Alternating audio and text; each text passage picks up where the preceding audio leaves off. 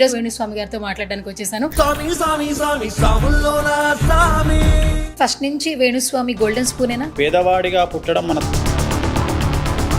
10 ఏళ్ల ముందు what is Venu Swamy అంటే? ఫస్ట్ బ్రాహ్మిన్ ఇండియాలో సెల్ ఫోన్ పెట్టినటువంటి వ్యక్తిగా. ఆ రోజు ఇన్కమింగ్ ₹8.40. సో సినిమా ఇండస్ట్రీలో నేను ఎప్పటి నుండో ఉన్నా. సినిమా గురించి ఎందుకు వేణుస్వామి గారు ఇంత మంచిగా మాట్లాడి ఈ సినిమా హిట్ అవ్వదు, ఆ సినిమా ఫట్ అయిపోతుంది? ప్రభాస్ గారిది యోగి సినిమా నేనే పూజ చేసిన. సెలబ్రిటీలతో సమానంగా సెలబ్రిటీ స్టేటస్ కాదు, నన్ను వెర్రినా కొడుకే అనుకుంటారు. ఇప్పుడు నన్ను ఇన్నిసార్లు చూసినావు నువ్వు, ఎక్కడైనా నాలో సెలబ్రిటీ అనేటువంటి అహం కానీ బిల్డప్ కానీ నీకు అనిపించిందా? ఫస్ట్కు కుంభమేళాల పూసలు అమ్ముకునే అమ్మాయిని తీసుకొచ్చి ఇవాళ ఫ్లైట్లు ఎక్కించి ఎక్కడెక్కడనో తిప్పుతున్నారు. అమితాబ్ బచ్చన్ చేసే షో కోన్ బరేగా కరోడుపతిలో ఎవరైతే కోట్ల రూపాయలు సంపాదించారో వాళ్ళందరూ రోడ్డు మీద ఉన్నారు. ఇప్పుడు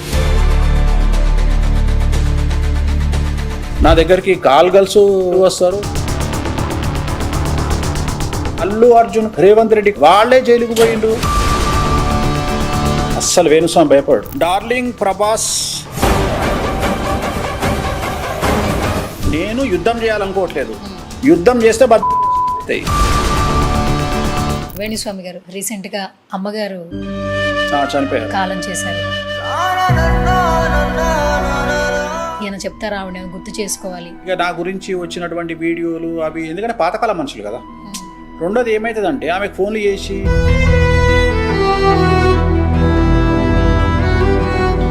బెడ్ మీద పడకుండా చేయించుకోకుండా ఆమె ఒక 10 రోజులు కష్టపడ్డారు. సో 11వ రోజు పొద్దున 5:30కు లేచింది, పని మనిషి జడేసింది, నీళ్లు తాగింది, పని మనిషిని పిలిపించి నీళ్లు తాగింది. 9:30కు బ్రెయిన్ డెడ్ అయింది.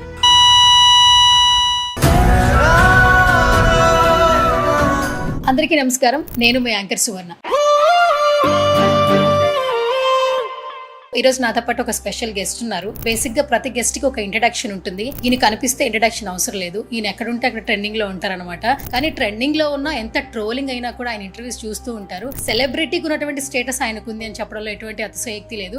సో ఈ ఉగాది స్పెషల్ కింద నేను వేణుస్వామి గారితో మాట్లాడడానికి వచ్చేసాను. ఆయనతో మాట్లాడదాం. నమస్కారం వేణుస్వామి గారు. నమస్తే తల్లి. ఓం నమో వెంకటేశాయ. చాలా మంది ఏంటంటే సెలబ్రిటీలతో సమానంగా చూస్తూ ఉంటారు మిమ్మల్ని. చాలా తక్కువ మందికి ఆ స్టార్డమ్ కూడా వస్తూ ఉంటుంది. ఫస్ట్ ఆఫ్ ఆల్ ఎలా అనిపిస్తుంది చెప్పండి? పెద్ద ఏముంటదమ్మా, మనం చెప్పేది మనం చెప్తాం. ఆ సెలబ్రిటీ స్టేటస్ లో అవన్నీ నేను దేన్ని అన్నమయ్య సినిమాల అన్నమయ్య చెప్తాడు, 2 భార్యలు వచ్చి నగలు, చీరలు, పట్టు చీరలు అన్ని తీసుకొని అవి కౌంట్ చేసుకుంటుంటారు రోజు దగ్గర కూర్చొని. అప్పుడు అంటాడు, ఇవేమీ శాశ్వతం కావు కావు కావు కావు అంటాడు. సో ఎంత సెలబ్రిటీ స్టేటస్ పెరిగితే అంత రిస్క్ వస్తుంది, అంత సమస్యలు వస్తాయి. ఎట్లా అయిపోతుంది అంటే, జ్యోతిష్యంలో ఇవాళ నెంబర్ 1 పొజిషన్లో నేనున్నా, ఎవరు అవునన్నా కాదన్నా. నేను చెప్పిన దాన్ని విమర్శించాలి అంటే ఒక జ్యోతిష్యుడే విమర్శించాలి. కానీ ఎంత దిగజారిపోయింది అంటే, జ్యోతిష్యంలో ఓనమాలు తెలియని వాడు, నవగ్రహాలు ఎలా ఉంటాయో తెలియని వాడు, 12 రాసులు ఏంటివి, సో 108 పాదాలు ఏంటివి, నక్షత్రాలు ఏంటివి, భావాలు ఏంటివి, ఫలాలు ఏంటివి తెలియని వాడు కూడా వేణుస్వామి ఏదైనా చెప్పంగానే వేణుస్వామి ఏం చేస్తున్నాడు, వేణుస్వామి ఎందుకు చెప్తున్నాడు అని విమర్శిస్తాడు. మనకు సింపుల్ లాజిక్ అమ్మ. మానసికంగా డిస్టర్బ్ అయినటువంటి ఒక వ్యక్తిని సాధ్యమైనంత వరకు కొండ ప్రాంతాలకు తీసుకువెళ్ళమని చెప్పి డాక్టర్లు చెప్తారు. ఊటీ తీసుకెళ్ళండి, కొడైకెనాల్ తీసుకెళ్ళండి అని విన్నావు కదా. సినిమాలలో కూడా చూపిస్తారు. సూపర్ స్టార్ కృష్ణ గారి సినిమాలో శ్రీదేవికి హెల్త్ బాగా లేకపోతే మానసికంగా తీసుకెళ్తే వెన్నెలైనా చీకటైనా అని ఒక సాంగ్ ఉంటుంది. అంటే దాని అర్థం ఏంటంటే, వెన్నెలకు దగ్గరగా ఉంటే చంద్రుడి తేజస్సు వాళ్ళ మీద పడడం వల్ల మానసికంగా వాళ్ళు స్ట్రాంగ్ అవుతారు అని.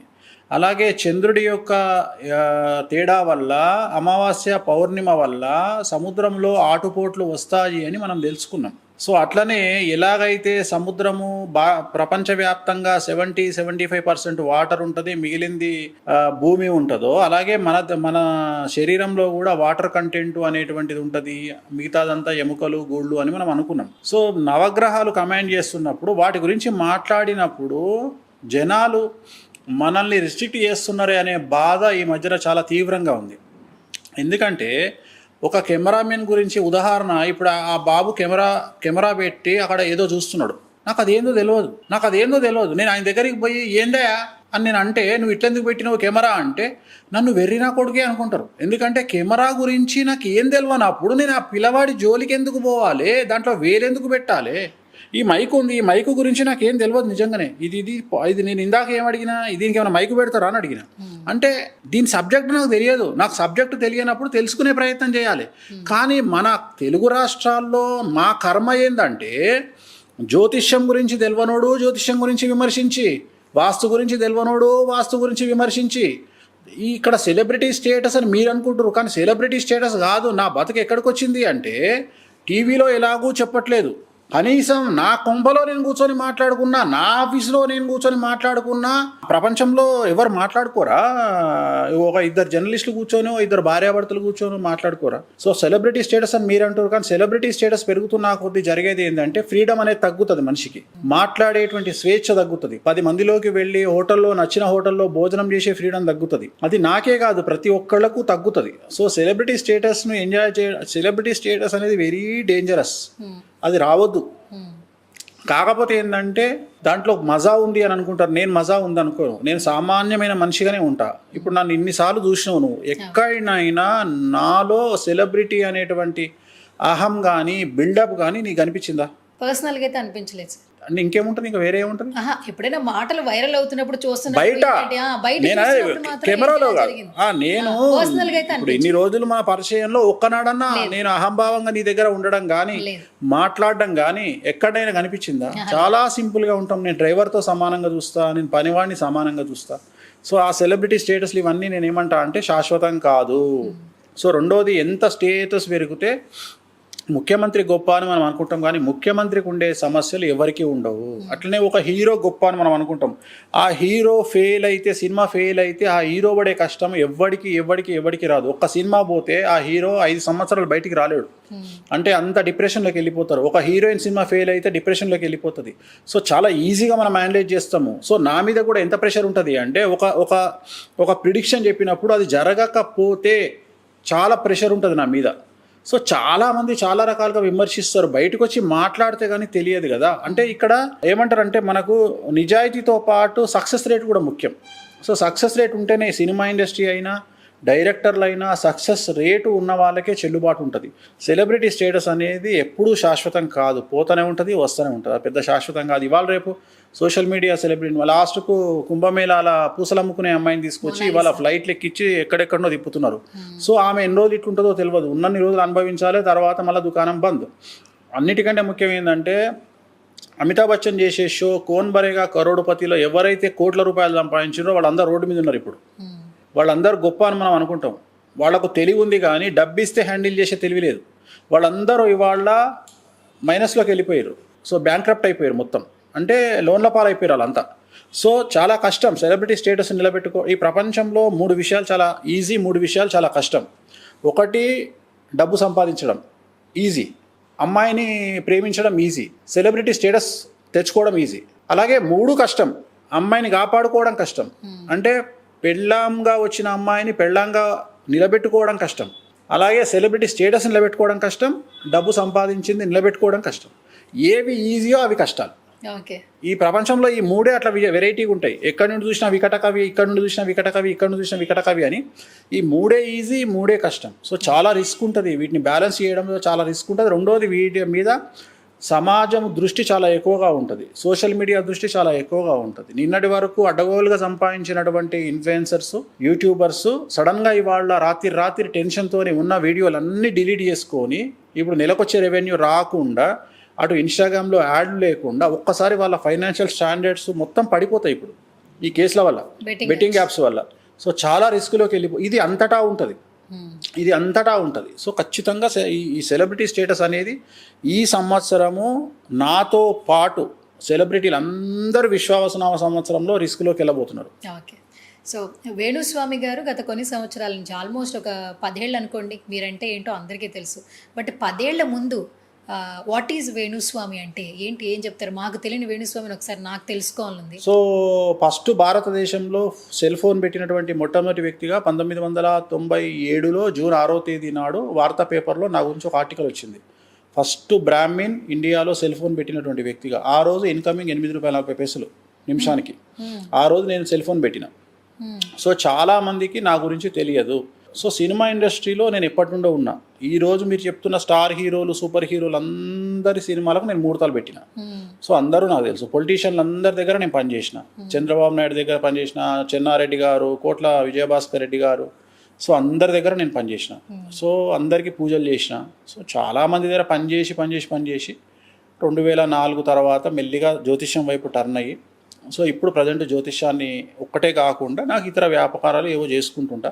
సో మొత్తం మీద జ్యోతిష్యం అనేది నా కొద్దిగా మనం సమాజంలో పేరు తీసుకురావాలనే ఉద్దేశంతో కష్టపడి రిస్క్ తీసుకొని ప్రతిరోజు ఎవరితో ఒకరితో దొబ్బులు తింటూ, ఎవరినో ఒకరితోని కాంట్రవర్సీలు ఫేస్ చేస్తూ, కారణం లేకున్నా ఆంధ్రప్రదేశ్ రాజకీయాల్లో ఏం చేంజ్ వచ్చినా, తెలుగు సినిమా ఇండస్ట్రీలో ఏ సమస్యలు వచ్చినా వేణుస్వామిని అడ్డం పెట్టి పైకి లేపంగానే వేణుస్వామి సబ్జెక్టులకు వస్తాడు, ఆ సమస్య పక్కకి వెళ్ళిపోతుంది. అంటే ఉదాహరణ, ఇప్పుడు ఎవరో ఒక హీరోయిన్కు సంబంధించిన భార్యాభర్తల ఇష్యూ రాగానే వేణుస్వామి ఇష్యూని పైకి లేపితే ఆ వాళ్ళ లొల్లి పక్కకు పోతుంది. అట్లనే ఇప్పుడు సినిమా ఇండస్ట్రీకి ఏదో సమస్య వచ్చింది అనగానే వేణుస్వామి ఇష్యూ పైకి లేపితే ఏదో వేణుస్వామిని పైకి లేపంగానే ఈ పక్కకి వెళ్ళిపోతుంది. అట్లనే ఇంకేదో సమస్య వచ్చింది రాజకీయంగా, వేణుస్వామిని పక్కకు లేపుదాం, ఏమైపోయినా అంటే మన హీరో విలన్ కొట్టుకొని కామెడియన్ మీద పడ్డట్టు ఉంది నా పరిస్థితి. సో అట్లా. సో ఓకే, జాతకం will decide, time will decide, ఎవరు ఏంది అనేది టైం విల్ డిసైడ్. సో మనం చెప్పిన ప్రిడిక్షన్స్ జరిగినప్పుడు సమాజంలో ఆటోమేటిక్గా చేంజెస్ వస్తాయి. ఎన్ని విమర్శలైనా కొట్టుకుపోతాయి. సో సహజం అది. ఇప్పుడు అల్లు అర్జున్ ఎంత విమర్శించినా ఇవాళ అల్లు అర్జున్ పుష్ప 2కు 2000 కోట్లు కలెక్షన్ తీసుకుంది. సో చాలామంది సినిమాకు ముందు విమర్శించినారు, నన్ను కూడా విమర్శించారు. అల్లు అర్జున్ హీరో, మంచి హీరో ఉంది, రాజయోగం ఉంది అంటే ఇదా రాజయోగం అని చెప్పి నన్ను విమర్శిస్తూ పోస్టులు పెట్టారు. ఇవాళ అల్లు అర్జున్ తోపు అని చెప్పి జనాలకు అర్థమైంది. సో ఎవడో విమర్శించిండు అని నేను మాట్లాడను. నేను ఓన్లీ సబ్జెక్టు పరంగానే మాట్లాడతాను. నాకు విమర్శలు ఇవన్నీ నేను పట్టించుకోను. నేను కుండలి ఏం చెప్తే అది మాట్లాడతా. జరగనియండి, జరగకపోనియండి. నాకు 13-14 సంవత్సరాలు ఉన్నప్పుడు నేను సినిమా ఇండస్ట్రీలోకి వచ్చిన. 14 సంవత్సరాలప్పుడే సినిమా ఇండస్ట్రీలో ఒక సినిమా ముహూర్తం పెట్టిన. సో చాలా రోజులు నడుస్తుంది. సో కాకపోతే ఈ జనరేషన్లో ఎలా ఉంటుందంటే కొత్త వాళ్ళు పాత వాళ్ళని గుర్తుపట్టారు. సో అట్లనే నడుస్తుంటుంది. చిన్నప్పటి నుంచి ఫస్ట్ నుంచి వేణుస్వామి గోల్డెన్ స్పూనేనా? అస్సలు లేదు. నేను బాగా నమ్మే సిద్ధాంతాల్లో ఒకటి ఏంటంటే, పేదవాడిగా పుట్టడం మన తప్పు కాదు, కానీ పేదవాడిగా చచ్చిపోవడం మన తప్పు. ఇది నమ్మినటువంటి సిద్ధాంతం. చాలా చాలా నమ్మిన నేను. రిస్క్ తీసుకుంటే డబ్బు సంపాదించడం చాలా ఈజీ. రిస్క్ తీసుకోవాలి. రిస్క్ తీసుకుంటేనే సక్సెస్. ఈ భయపడము, జైలు అనగానే భయపడము, గొడవలు అనగానే భయపడము, కాంట్రవర్సీస్ అంటే భయపడము క్వశ్చన్ లేదు. అస్సలు వేణుస్వామి భయపడడు. చిన్నప్పటి నుండి అసలు భయం లేదు. చిన్నప్పటి నుండి భయం లేదు. ఏదైనా ముఖం మీద చిన్నప్పటి నుండి భయం లేదు. రెండోది ఏంటంటే తెలంగాణ ప్రాంతంలో కొద్దిగా మాకు ఆరగెన్సీ ఎక్కువ. అంటే తెలంగాణలో కొద్దిగా different kind of life style ఉంటుంది.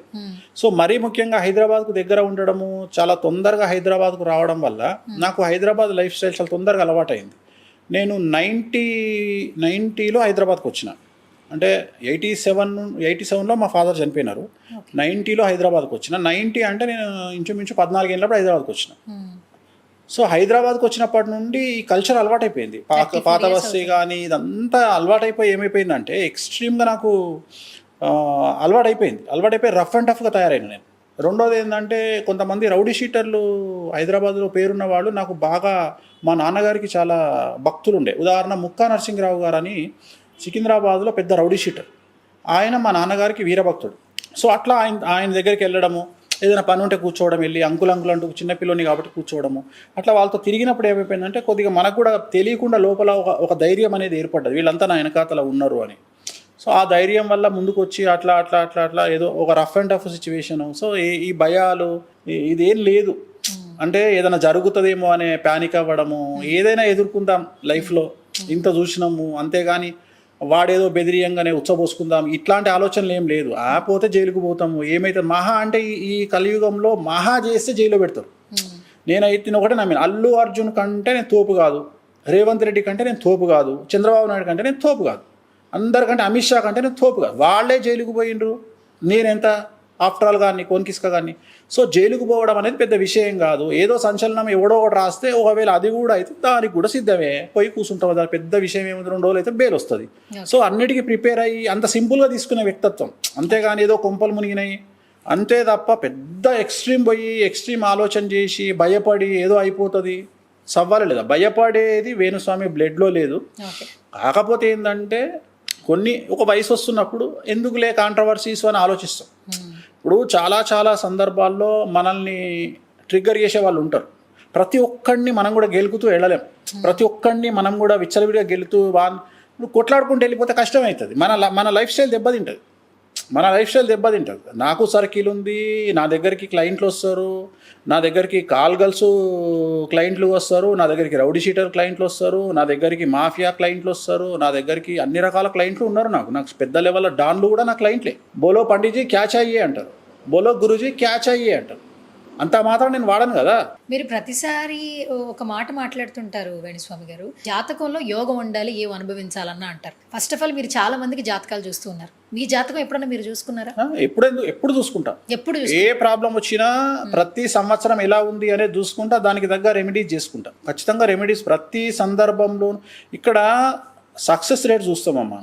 సక్సెస్ రేట్ అంటే నేనైనా, డాక్టర్ అయినా, సైన్స్ అయినా, ఎవరైనా సక్సెస్ రేట్ చూస్తాం. ఉదాహరణ, నేను చెప్పే ప్రిడిక్షన్స్లో ఒక 100 చెప్తే ఒక 10 జరగకపోవచ్చు, కానీ నా సక్సెస్ రేట్ 90. నేను ఇప్పుడు కూడా చెప్తున్నా, ఇప్పుడు కూడా నీ ద్వారా మైక్ ద్వారా ఏం చెప్తున్నా, ఈ వీడియో చూస్తున్న వాళ్ళు, ఇంటర్వ్యూ చూస్తున్న వాళ్ళకు చెప్పేది ఒకటే. ఫస్ట్ నన్ను విమర్శించడానికి చాలా కష్టపడి కొంతమంది వీడియోలు పెడుతున్నారు. ఫస్ట్ అవి చూడండి. ఫస్ట్ నన్ను ఎక్కే వాళ్ళ వీడియోలు చూడండి, నన్ను తిట్టే వాళ్ళ వీడియోలు చూడండి, నన్ను విమర్శించే వాళ్ళ వీడియోలు చూడండి. చూసి మీకు నా మీద నమ్మకం కలిగిన తర్వాత నా వీడియోలు చూసి నా దగ్గరికి రండి, లేదంటే వేరే జ్యోతిష్కుల దగ్గరికి వెళ్ళండి. అంత కాన్ఫిడెంట్గా ఉన్నా నేను.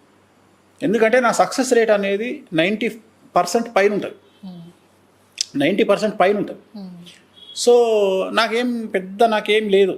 ఈ పబ్లిసిటీలు ఇవన్నీ నేను పెద్ద పట్టించుకోను. ఇవన్నీ నేను, ఎందుకంటే నాకు మౌత్ పబ్లిసిటీ ఉంటుంది, నేను కష్టపడి పైకి వచ్చిన కాబట్టి, నాకంటూ ఓను క్లయింటేల్ ఉంటుంది కాబట్టి నేనేం పెద్ద భయపడ. అందుకనే ధైర్యంగా చెప్తున్నా, నా చెడు వీడియోలు చూడండి, నన్ను తిట్టే వీడియోలు చూడండి, నన్ను విమర్శించే వీడియోలు చూడండి. వాళ్ళు కష్టపడి వీడియోలు చేస్తున్నారు, కష్టపడి ప్రోగ్రామ్ చేస్తున్నారు. మంచిగా చూసిన తర్వాతనే మీకు నమ్మకం వస్తే నా దగ్గరికి రండి, లేకుంటే వేరే వాళ్ళ దగ్గరికి వెళ్ళండి. ఓకే. ఇంతకుముందు మీరు అన్నారు వేణుస్వామి గారు, చాలా సినిమాలు, నేను సినిమా ఇండస్ట్రీకి వచ్చేసి 14 ఏళ్ళు ఎప్పుడు వచ్చేసాను, చాలా సినిమాలకు ముహూర్తాలు పెట్టాను. అంటే సినిమా ఇండస్ట్రీతో మీకు ఒక బాండింగ్ ఉంది, ఒక అఫెక్షన్ ఉండింది. అండ్ నేను అతడు సాంగ్లో చూసినప్పుడు ఒక టైంలో చాలా వేణుస్వామి గారు పూజ చేస్తూ ఆ సాంగ్ వచ్చినప్పుడు వైరల్ అయ్యారు. అంటే ఎవ్రీబడి వాజ్ షాక్.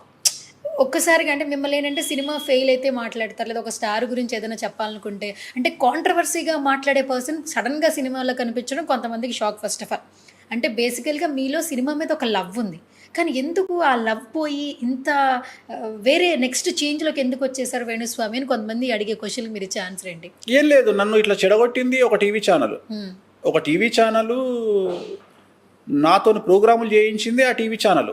2011 నుండి పొలిటికల్ పంచాంగము, సినిమా పంచాంగము అని నా గురించి కావాలంటే మీరు గూగుల్ సెర్చ్లోకి వెళ్ళండి, వేణుస్వామి పొలిటికల్ పంచాంగము, సినిమా పంచాంగము అంటే వీడియోలు వస్తాయి. సో నాకు అలవాటు చేసింది వాళ్ళు, చేసి నాతో చెప్పించి సడన్గా వాళ్ళు యూటర్న్ తీసుకొని వాళ్ళ నా మీద నేను ఒక శత్రువుని అయిపోయినా. సో నాకు అలవాటు చేసింది మీడియానే. నేను ఎప్పుడు చెప్పలే, అసలు నాకు ఇంట్రెస్ట్ కూడా లేదు. నేను అసలు సినిమా ఇండస్ట్రీ వైపు వచ్చి ఇవి చెప్పేవాడిని కాదు. ఎవరు చెప్పాలి, కాంట్రవర్సీ చేయాలని ఎవరు అనుకుంటారు. కాకపోతే ఒకటి నిజాలు చెప్పడం అంటే పబ్లిక్ లైఫ్లో సహజం కదా. ఇప్పుడు నిన్న పెట్టిర్రు, వేణుస్వామి దంపతులు ఆత్మహత్య చేసుకుంటారు అని పెట్టిరు, నిన్న తమ్మునేలు పెట్టిరు.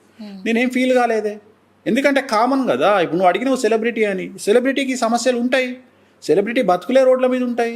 చాలామందికి జ్ఞానోదయాలు కలుగుతాయి. మేము తోపులము తురుములు అనుకున్న వాళ్ళందరికీ జ్ఞానోదయాలు కలుగుతాయి. త్వరలోనే వాళ్ళలో మంచి మార్పును చూస్తాం, గాంధీ తాతలాగా మారిపోతారు. నేను రీసెంట్గా ఒక 2-3 వీడియోలు చూశాను వేణుస్వామి గారు. వేణుస్వామి ఏంటంటే ముఖం మీద మాట్లాడతారు, చాలామంది ఆస్ట్రాలజర్లు ముఖం మీద మాట్లాడలేరు. ఆల్మోస్ట్ మేము 90% వేణుస్వామిని సపోర్ట్ చేస్తున్నామని గత కొన్ని నెలల నుంచి నేను కొన్ని వీడియోస్ చూస్తున్నా. అంటే బిఫోర్ వరకు ఆ వీడియోస్ అయితే బయటికి రాలేదు. అంటే ఈ కొంతకాలంలో మీరు కొంతమంది అభిమానులు అయితే సంపాదించుకున్నారు యాజ్ ఏ ఆస్ట్రాలజర్, మీ మాటలకి మీరు చెప్పే విధానానికి నచ్చి.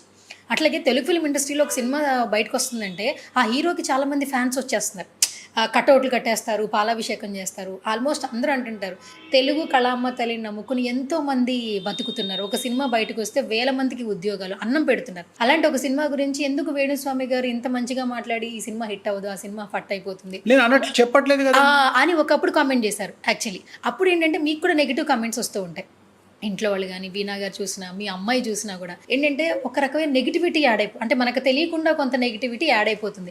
ఎప్పుడైనా అనుకున్నారా నా టార్గెట్ ఒక హీరో కాదు, నా టార్గెట్ ఒక సినిమా కాదు, కానీ నేను కొంచెం నెగిటివ్ వేలో వెళ్ళిపోతున్నాను, మిమ్మల్ని మీరు ఎప్పుడైనా ఒక ప్రశ్నించుకున్న సందర్భం వచ్చింది? ఏం లేదు, నేను చెప్పేది ఏంటంటే జ్యోతిష్యం ఏం చెప్తుందో నేను అది మాట్లాడతా.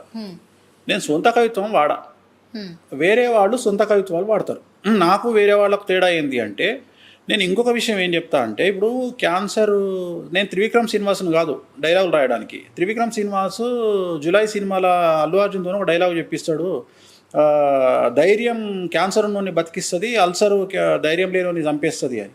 అది డైలాగ్ వరకే పరిమితం. క్యాన్సర్ వస్తే తెలుస్తుంది, కింద కూసాలు కదిలిపోతాయి. క్యాన్సర్ అనేది, నా దగ్గర క్యాన్సర్ పేషెంట్లు వస్తారు జాతకం చూపించుకోవడానికి, వాళ్ళల్లో ఉండే ఫియర్ ఏందో వాటితో మాట్లాడితే తెలుస్తుంది. సినిమా డైలాగ్లో మస్తు చెప్తాము. సో చాలా చాలా ధైర్యం కావాలి దేనికైనా కానీ చెప్పడానికి. సో నేను నెగిటివ్ గురించి ఎందుకు మాట్లాడుతున్నా అంటే, మీరు తెలుసుకొని సమస్యల నుండి బయటపడమని చెప్తున్నా కానీ మీరు నాశనం అయిపోమని నేను ఎందుకు కోరుకుంటా? అసలు పురోహితుడు అంటే, నేను బ్రాహ్మణుడి, అల్టిమేట్గా పురోహితాన్ని కోరుకునేవాడు పురోహితుడు కదా. నేను ఎందుకు ఒక వ్యక్తి నాశనాన్ని కోరుకుంటా?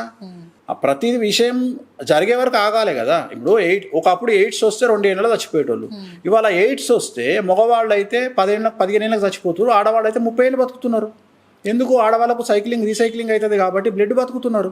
సో అట్లనే పాపం పండాలి అంటే, నేను చెప్పింది జరగాలి అంటే it will take time.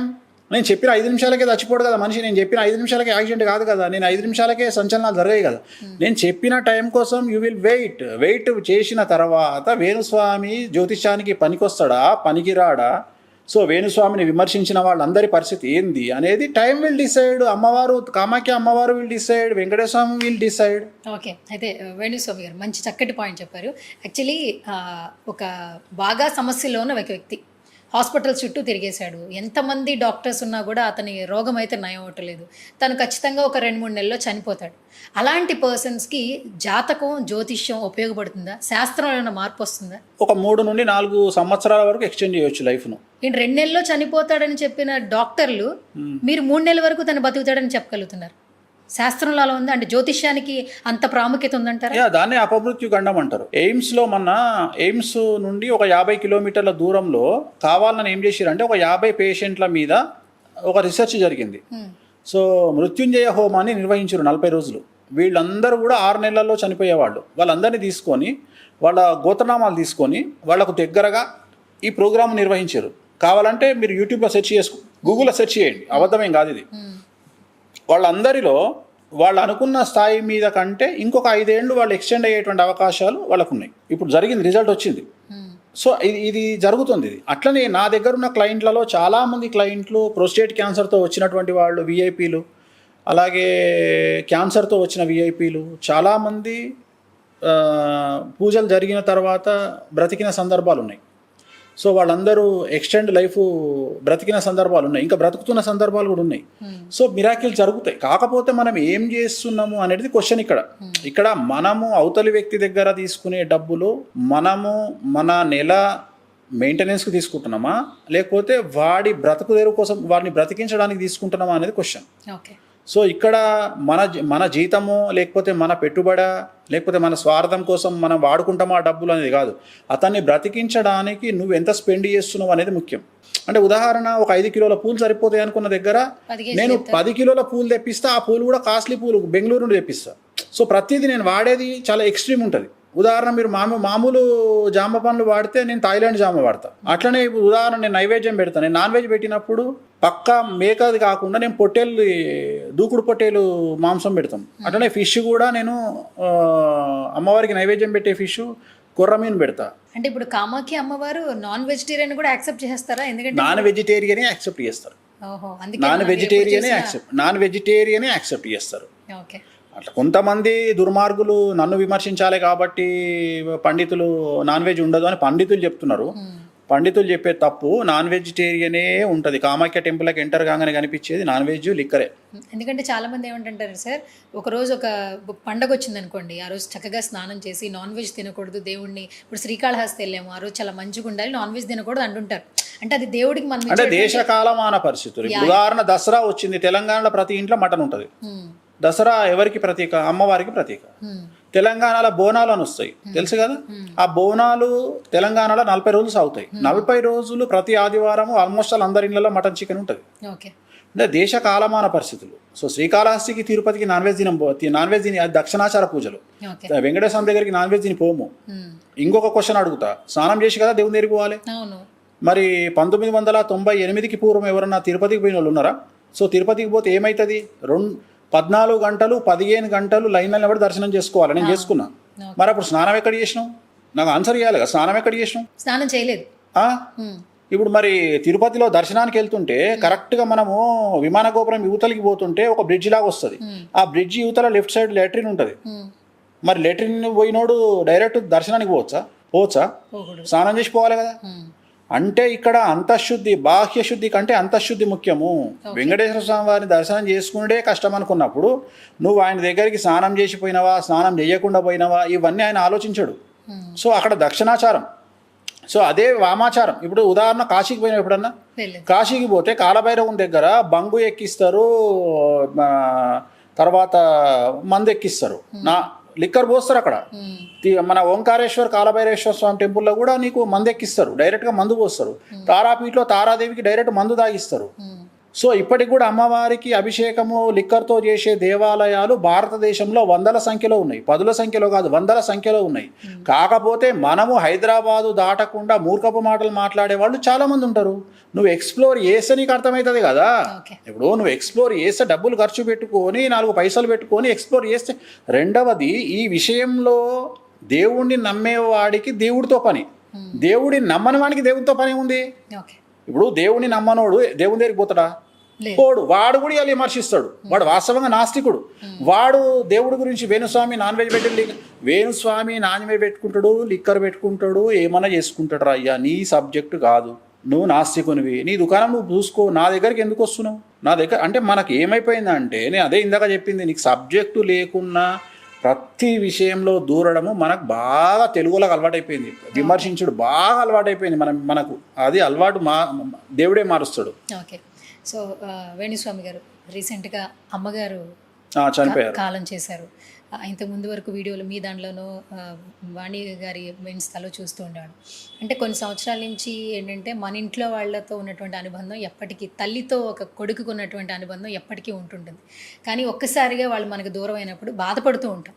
So అమ్మగారు కాలం చేసినప్పుడు ఈయన చెప్తారా, ఆవిడ గుర్తు చేసుకోవాలి, లేదా మీ అమ్మాయి ఇంకొంచెం పెరిగే వరకు కూడా ఉండాలని ఖచ్చితంగా అందరికీ ఉంటుంది. అయితే జాతకరీత్యా ఆమె జాతకంలో ఉండింది. మార్చి వరకు పోతుంది అనుకున్నాను నేను, ఈ నెల పోతుంది అనుకున్నా. కానీ ఏమైందంటే ఇక నా గురించి వచ్చినటువంటి వీడియోలు అవి, ఎందుకంటే పాతకాల మనుషులు కదా. రెండోది ఏమవుతుందంటే, ఆమెకు ఫోన్లు చేసి, ఇప్పుడు వాళ్ళ చెల్లెలు ఉన్నారు, వాళ్ళ చెల్లెలు ఫోన్ చేసి, అక్క వాడి గురించి టీవీలో వస్తుంది, అట్లా చెప్తుర్రే ఇట్లా చెప్తుర్రే, అదంటనే ఇదంటనే అనే వరకు పెద్ద మనుషులు కదా, కొద్దిగా ఎఫెక్ట్ అవుతారు. కొద్దిగా ఎఫెక్ట్ అయ్యింది. అంటే నేను చెప్పినా, నీకు తెలుసు కదమ్మా నా గురించి, ఎందుకు టెన్షన్ పడుతున్నావే నువ్వు, టెన్షన్ పడ, ప్రశాంతంగా ఉండు నువ్వు అన్నా. కానీ ఏదో టెన్షన్ ఉండే. సరేలే, నా జాతకరీత్యా కూడా ఆమెకు, నా జాతకంలో ఆవిడకు గండం ఉంది. సో అప్పటికే 2016లో ఉంటే నేను పూజలు తిరునాళ్ళ తీసుకెళ్ళి పూజ చేయించడం అన్నీ అయిపోయినాయి. కానీ ఇక ఒకటి సంతోషం ఏంటంటే, చేయించుకోకుండా పోవడం అనేది పెద్ద గాడ్ గిఫ్ట్ ఈ జనరేషన్లో. పెద్ద మనుషులు బెడ్ మీద పడకుండా చేయించుకోకుండా ఆమె ఒక 10 రోజులు కష్టపడ్డా. సో 11వ రోజు పొద్దున 5:30కు లేచింది, పని మనిషి జడేసింది, నీళ్లు తాగింది, పని మనిషిని పిలిపించింది, నీళ్లు తాగింది. 9:30కు బ్రెయిన్ డెడ్ అయింది. ఛాన్స్ కూడా ఇవ్వలే. సో నేను బాధపడితే ఏం బాధపడ్డా అంటే కనీసం నాకు మెడికల్గా నన్ను ట్రీట్మెంట్ చేయించే అవకాశం ఉండే. నాకు మా కర్మ. విచిత్రమైన విషయం ఏంటంటే, మా నాన్నగారు చనిపోయినప్పుడు అపోలో హాస్పిటల్ అండర్ కన్స్ట్రక్షన్. నేను అపోలో హాస్పిటల్లో ఆడుకున్నా. అపోలో హాస్పిటల్లోనే ప్రాణ స్నేహితులు అనే సినిమా, మురళీమోహన్ కృష్ణరాజు గారి సినిమా ముహూర్తం చేసిన. అప్పటికి అండర్ కన్స్ట్రక్షన్ గోయింగ్. సో అప్పుడు అపోలో హాస్పిటల్ కనుక ఓపెన్ అయ్యి ఉంటే మా నాన్న బతికేవాడు. ఎందుకంటే 87 అంటే అప్పుడు మెడికల్ ఇంత లేదు, 1987లో ఇంత లేదు మెడికల్ ఫీల్డ్. సో అప్పుడు అపోలో హాస్పిటల్ అండర్ కన్స్ట్రక్షన్లో ఉండి మా నాన్నకు అప్పుడు మెడికల్ అందుబాటులో లేకుండా చనిపోయింది. ఇప్పుడు ఈమెనేమో నాకు అవకాశం ఇవ్వకుండా చనిపోయింది. అంటే అట్లీస్ట్ హాస్పిటల్ తీసుకుపోయినాక ట్రై చేసి చనిపోతే అరే అనుకుంటాం. కానీ కనీసం హాస్పిటల్కు తీసుకెళ్లే అవకాశం కూడా ఇవ్వలేదు. అంటే 10 నిమిషాల ముందు వరకు కూడా హ్యాపీగా మాట్లాడిన మనిషి సడన్గా బ్రెయిన్ డెడ్ అయ్యి చనిపోయింది. చాలా సడన్గా బ్రెయిన్ డెడ్ అయింది. సో నాకు అనిపించింది ఏంటంటే, ఓకే భగవంతుడు కష్టం లేకుండా తీసుకుపోయిండు. అసలు కష్టం అనేది లేకుండా, అంటే ఆమె బెడ్ మీద పడి ఆ కష్టం అంతో ఇంతో చేయించుకోకుండా చాలా హ్యాపీగా పోయింది. సో అందుకని, కాకపోతే మా సంప్రదాయం ప్రకారం నేను బాగా నమ్మేది ఏంటంటే, తల్లిదండ్రులకు పితృ కార్యక్రమాలు అంటే పెళ్లి కంటే గొప్పవి. పితృ కార్యక్రమాలు అంటే దినవారాలు కానీ, దహనం కానీ, ఇవన్నీ మాసికాలు కానీ, సంవత్సరికం కానీ, పెళ్ళి కంటే చాలా గొప్ప కార్యాలు ఇవన్నీ పితృకార్యాలు. సో అందుకని చాలా గ్రాండ్గా 12 రోజుల వరకు చాలా గొప్పగా చేసినాం కార్యక్రమాలు. అంత పందులను పిలిచి చాలా గొప్పగా చేసినాం. ఇప్పటికి కూడా మాసికాలు కానీ, ఉణమాసికం కానీ, ప్రతిదీ పక్షం కానీ అన్నీ రెగ్యులర్గా శాస్త్ర ప్రామాణికంగా పర్ఫెక్ట్గా చేస్తాం. సో అంతే, అంతకంటే ఏముంది. అమ్మగారు ఆల్మోస్ట్ కొన్ని వినడం వల్ల ఇలా అయిందని అంటున్నారు. మీ అమ్మ ఏమన్నా చెప్తుందా, డాడీ నువ్వు ఇంత మంచిగా ఉంటావు, నలుగురికి ఏదో సేవ చేయాలని ఉంటావు, హెల్ప్ చేస్తావు, బట్ ఆన్ కెమెరా మీరు మాట్లాడే మాటలకి మీరు పర్సనల్గా తెలిసిన పర్సన్స్ ఖచ్చితంగా వేరియేషన్ ఉంటుంది. మీ వెనకాల ఒక 10 మంది 15 మంది ఉంటారు మేబీ మీ కింద పనిచేసేవాళ్ళు. కానీ నా కింద పనిచేసే వాళ్ళు అంటే చూడరు. మీరు కావచ్చు, వాణి గారు కావచ్చు. ఈవెన్ నా ఇన్స్టాగ్రామ్ ఓపెన్ చేస్తే ఇంట్లో ఆవిడ వంట మనిషితో కాఫీ తాగే విధానం కూడా ఇంట్లో పెట్టుకుని వాళ్ళ అవసరాలు తీర్చుకుంటూ ప్రతిదీ గిఫ్ట్స్ ఇస్తూ, వేణుస్వామి దగ్గరికి ఇంటర్వ్యూకి వెళ్తేనే అందరికి ఒక వెంకటేశ్వర స్వామి ఫోటో ఇస్తాడరా అని చెప్పి అందరూ అంటుంటారు. బేసికల్గా యాజ్ ఎ పర్సన్ చాలా లైక్ చేస్తాం వేణుగారు. బట్ ఏంటంటే కొన్ని టాపిక్స్, ఇప్పుడు ప్రభాస్ గారే ఉన్నారు, నేను చాలా లైక్ చేస్తాను, అందరికీ డార్లింగ్ ప్రభాస్ అంటే అందరికీ చాలా ఇష్టం. కానీ ఏదైనా ఒక టాపిక్ వచ్చినప్పుడు వెంటనే గుండెల్లో గుబులు వచ్చేస్తుంది. అంటే మీ మీద ఉన్న ఇష్టం కూడా అటువైపు వెళ్ళిపోయి ఏమన్నా నెగిటివ్ వచ్చేస్తుందేమో అన్న ఫీలింగ్ వచ్చేస్తుంది. అవునమ్మా, ఇప్పుడు నేను ఒక వ్యక్తి గురించి మాట్లాడినప్పుడు అది నిజమా కాదా అనేది సంఘటన జరిగిన తర్వాత కదా తెలుస్తుంది. అవునా? సో అది ప్రేమగా మారే అవకాశం కూడా ఉంది కదా. మీరు త్వరగా మా డార్లింగ్ మీద ప్రేమ ఎప్పుడు చూపిస్తారని మేము చూస్తున్నాం. నేను చూపిస్తూనే ఉన్నా కదా. చూపిస్తారా? నేను ఇప్పుడు లాస్ట్ 4 ఇంటర్వ్యూలలో నేను సంతోషంగా పెళ్లి చేసుకోవాలని ఇంట్రెస్టే ఉంది కదా నాకు. ప్రభాస్ గారు ఎప్పుడు పెళ్లి చేసుకుంటారా అని ఆలోచించే వాళ్ళలో నేను ఒక్కడమ్మా. ప్రభాస్ గారిది యోగి సినిమా నేనే పూజ చేసిన. నా క్వశ్చన్ ఏది యాక్చువల్లీ, చాలా సినిమాలు పూజలు చేశారు కదా, ఎప్పుడు మీరు ప్రభాస్ గారిని లైవ్ లో చూసారా? యోగి సినిమా చేశారు. యోగి సినిమా చూసిన తర్వాత శంఖం సినిమాకే ఏదో ఆయన ఒకటి దీనికి వచ్చిర్రు. పర్సనల్ చూడడం ఏంటమ్మా, నా సీతాఫలాలన్నీ ఆయనకు పంపిస్తే, సీతాఫలాలు మా ఫామ్ హౌస్లో పండే సీతాఫలాలన్నీ ప్రభాస్ గారికి పంపిస్తాము. ప్లస్ ప్రభాస్ గారికి కళ్ళద్దాలంటే నాకు ఇష్టము. రెండోది, ఇంత అడావిడి జరుగుతుంటే ప్రభాస్ గారు నాకు ఇచ్చిన మోటివేషన్ ఏంటి అంటే, darling any publicity is good publicity అని చెప్పారు. ఇప్పుడు నేను అనే పాయింట్ ఏంటంటే, సినిమా హీరోల పేరు మీద ఫ్యాన్స్ కొట్టుకుంటారు కానీ హీరోలు కొట్టుకోరు కదా.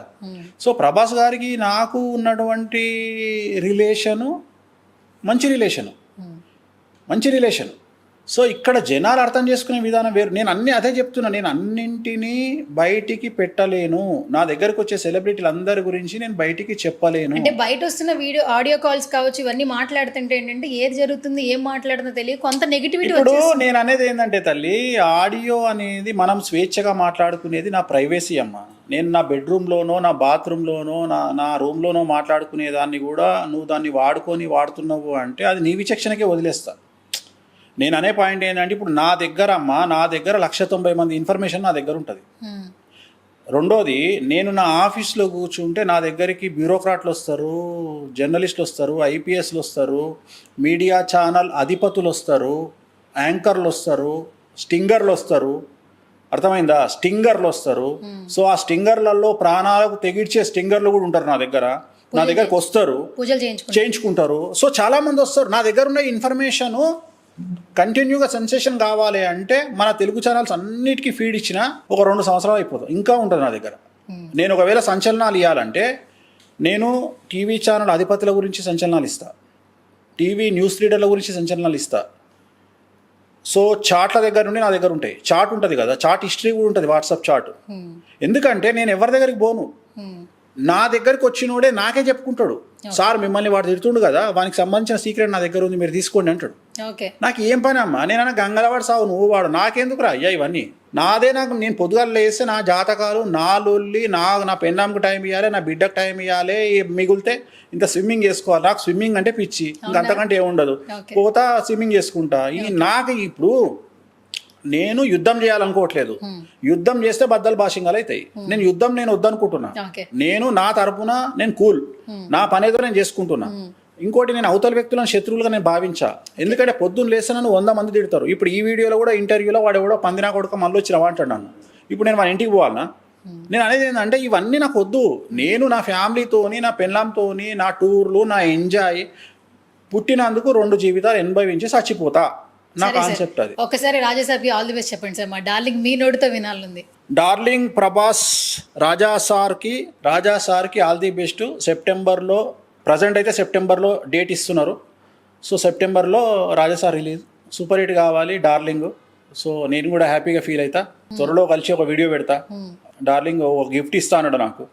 ఆ గిఫ్ట్ ఇస్తే ఆ గిఫ్ట్ తీసుకొని వీడియో పెడతా. మొత్తానికి మాకు కూడా చాలా హ్యాపీగా ఉంది విషెస్ చెప్పినందుకు. అండ్ మీరు చాలా ఈ ఇంటర్వ్యూలో చాలా ఓపెన్ అయ్యారని నాకు కూడా అనిపిస్తుంది. నేను చాలా హ్యాపీ ఫీల్ అవుతున్నాను యాక్చువల్లీ. బయట చూసేదానికి ఇప్పుడు మాట్లాడేదానికి చాలా తేడా ఉండింది. అందరు అట్లనే అనుకుంటారు తల్లి, ఇక్కడికి వచ్చేవరకే అట్లా అనుకుంటారు, ఇక్కడికి వచ్చినాక అందరికి అర్థమవుతుంది. రెండోది నీకు వ్యక్తిగతంగా నేను తెలుసు. ఇక ఇప్పుడు నా ప్రొఫెషన్ తల్లి, ఏ ప్రొఫెషన్గా చూడాలి అంతే. ఇక దానికి ఏముంది, ఇక మనం తప్పు పడితే ఇక ఎవరు. ఓకే, సో చివరిగా సో ఆస్ట్రాలజీలు అందరిలో కూడా మీరే ఫస్ట్ అనుకుంటా రేంజ్ రోవర్ కారు వాడుతున్న పర్సన్. అండ్ మీ మెయింటెనెన్స్ కూడా అంత హైగా ఉంటుంది, అంటే ప్రతిదీ బ్రాండెడ్ వాడుతూ ఉంటారు. ఏం లేదు, మీ బట్టలు కూడా బతికినందుకు లగ్జరీగా బతకాలి అంతే. మీ బట్టలు ఎల్లో ఎక్కువ చూస్తుంటా, అంటే నేను బాగా పసుపు రంగుతో సంబంధించి అవి ఎక్కువ చూస్తుంటారు. కామాఖ్య అమ్మవారి దగ్గరికి వెళ్ళినప్పుడు ఎరుపు రంగులు, ఎరుపు, రాజశ్యామల, పసుపు, బగాళముఖి అంతకు ముందు ఎప్పుడు చూసినా కూడా అవే కనిపిస్తాయి. ఈ రంగులకి ఏమైనా ఉందా, అర్థం ఉందా, లేదా మీ జాతకం ప్రకారం మీరు వేసుకుంటారు? లేదు లేదు, పసుపు రంగు అనేది గురుబలం ఇస్తుంది, బగాళముఖి, రాజశ్యామల ఎరుపు రంగు. సో అట్లా అమ్మవారిని బట్టి నేను చేసే పూజలను బట్టి నేను డ్రెస్సులు వేసుకుంటా. ఎందుకంటే మా మీద చాలా ఎఫెక్ట్ ఉంటుంది. ఆ పూజలు చాలా పవర్ఫుల్ పూజలు, అవి చేసేటి ఆర్డినరీ పూజలు కాదు అవి. అవి ఎవ్వరు చేయలేరు. వాటిని విమర్శించడం చాలా ఈజీ, చేయడం చాలా కష్టం. ఎందుకంటే బాగా రిస్క్తో కూడుకున్నది. ఖచ్చితంగా నాన్ వెజ్ లిక్కర్ లేకుండా పూజలు చేయలేము. సో ఖచ్చితంగా అవి చేయాలంటే కొన్ని నియమాలు ఉంటాయి. అందుకని ఆ బట్టలు వేసుకొని చేయాలి అవి. అందుకని వాటిని వాడుతూ. ఓం నమో వెంకటేశాయ.